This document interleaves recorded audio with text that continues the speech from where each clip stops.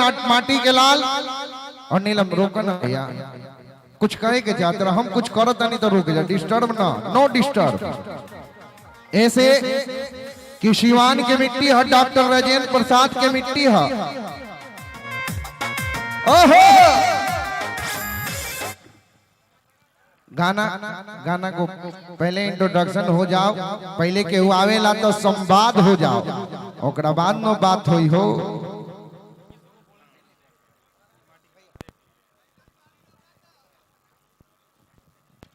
Hello नमस्ते।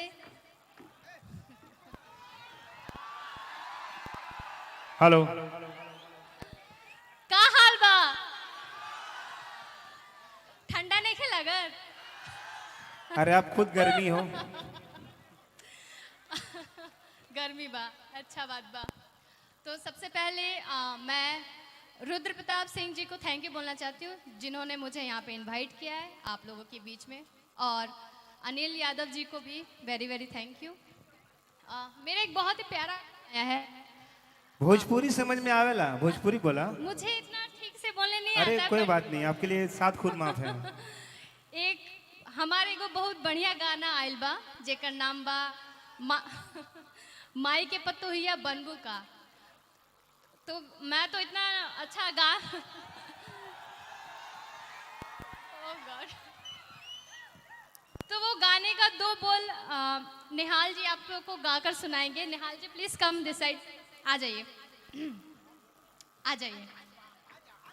तो निहाल जी ये गाना गाएंगे आप लोगों के लिए। अच्छा पिपरा के भूत, सो प्लीज आप गाइए ना। गाइए पहले आप गाइए फिर मैं गाऊंगी। हेलो हेलो मेरा माइक देना। हेलो हेलो हेलो हेलो आइए देखिए। हेलो। ये तो मेरे लिए बहुत सौभाग्य की बात है, इतनी प्यारी सी एक्ट्रेस, इतनी अच्छी इंसान जो हर किसी को मौका देती हैं, और आज अपने इस प्यारे से भाई को भी उन्होंने मौका दिया है। इस कार्यक्रम के ऑर्गेनाइजर अनिल यादव माटी के लाल जी हैं और यहाँ उपस्थित हैं। दीदी का एक सॉन्ग अभी ट्रेंडिंग में है कि दिन रात रहताई जियो कपड़े पर चढ़। हाँ ना भैया? आ धीरे धीरे जात बा बोखर नियन बढ़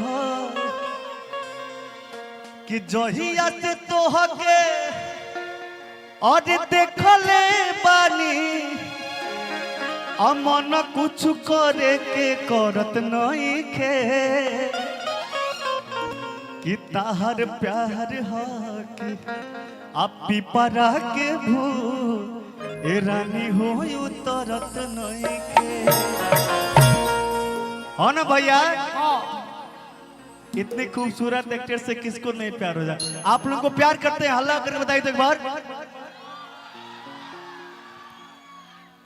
ये लोग करते हैं कि नहीं करते, बट आई लव यू। ये गानवा गा देना यहाँ संगे, गा देना भैया।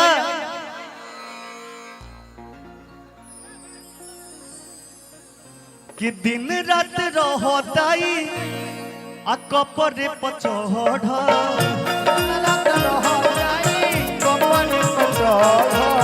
धीरे धीरे जात बाबू घर नियन बढ़।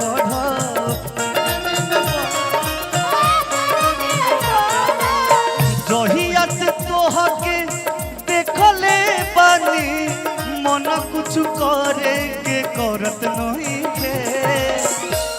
हाँ ना भैया? आज सिवान के लड़का कहते हैं ना जहिया से तोहके देखले बानी मन कुछ करे के करत नहीं के। ताहर प्यार होगी ताहर प्यार होगी पिपरा के भूत रानी हो उतरत नहीं के।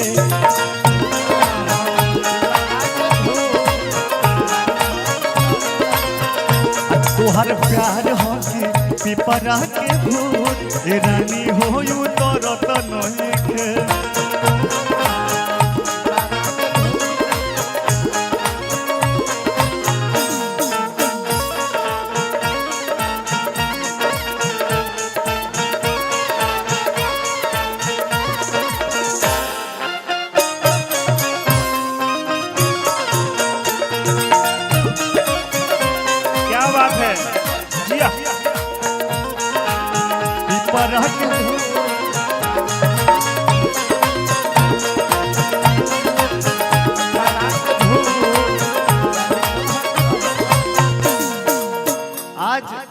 कि सिवान में जितना भी लड़का रहा फोटो लिया सन जान तनिका कहिया सन हाँ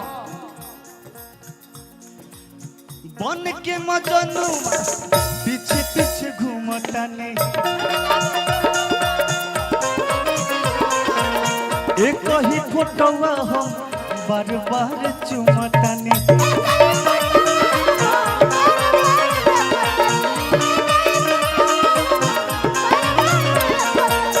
हाँ ना भैया बात सही बा कि ना बन के मजनुआ हम पीछे पीछे घूमतनी एक ही फोटोवा हम बार बार चुमतनी